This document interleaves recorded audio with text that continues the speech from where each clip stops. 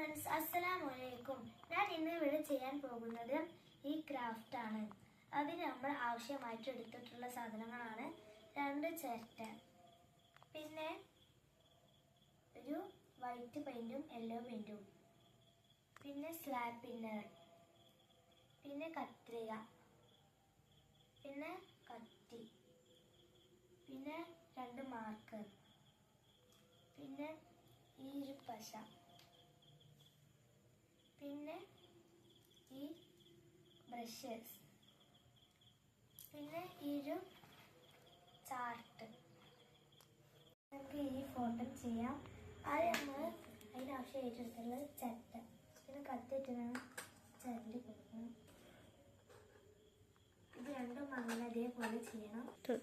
അപ്പോൾ നമ്മൾ ചെയ്യുന്ന കഴിഞ്ഞ് ഇനി നമുക്ക് പെയിൻറ്റ് ചെയ്യാം. അതിനായിട്ട് ആവശ്യമായിട്ടൊരു വൈറ്റ്